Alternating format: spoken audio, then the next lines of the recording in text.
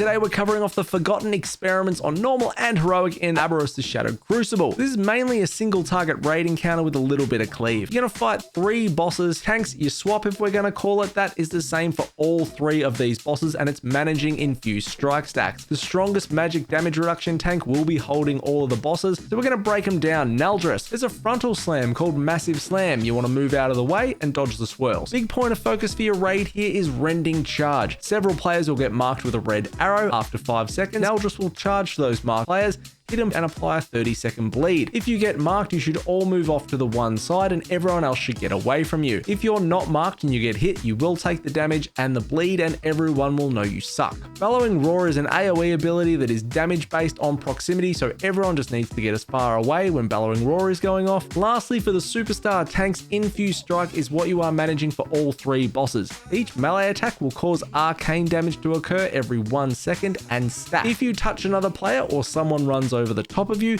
it'll reset your stacks, but it will explode and deal raid-wide damage and apply a dot. You do need to reset your stacks and cause explosions multiple times throughout the fight. Try and pick where there's no significant overlaps occurring, and anywhere between 10 to 15 stacks is going to be okay. Once he's at 0%, Thadrion comes out. Now with Thadrion, this is the boss that you're going to want to send your hero or lust on and burn through as quickly as possible.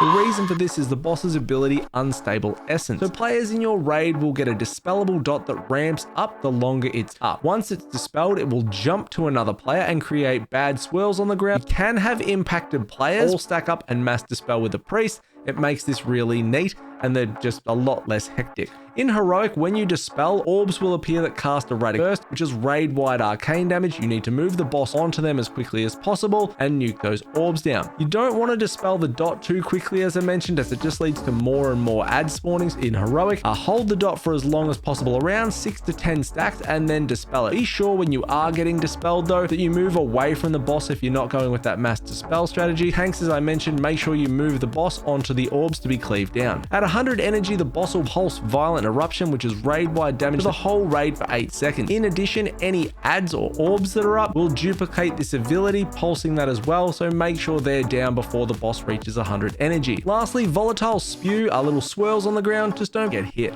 Last boss, Ryan Thirst. So Unstable Essence carries through to this boss as well, and you will deal with it in the same way. There is no Violent Eruption, so you have a little more room in dealing with the orbs via a cleave rather than a focus on Heroic. Blizzard's love for soccer has returned via Temporal Anomaly. This is a golden orb that will spawn somewhere in the room and try and reach the boss. Players need to intercept the orb and knock it away. Each hit will cause arcane damage and deal a knockback though, so be wary, especially if you're running into this at low health. There will be multiple of these golden orbs as well as the fight progresses, so be aware of that and stay on top of them. Disintegrate will target several players and shoot frost beams at them for 3 seconds. These players will then get a slow for 16 seconds. If you get targeted with this, move away from others and make sure you stay at least 5 yards away from everyone until the debuff drops. Finally, Deep Breath. This is the staple dragon ability that we all love, and it will kill you if you stand in it. The boss will do a Deep Breath for 2 passes. Just make sure you get out of the way. And that is it. Any questions, hit me up. Otherwise, like, comment, subscribe. Thanks for checking out the guide. I'll see you all next time. See you, fam.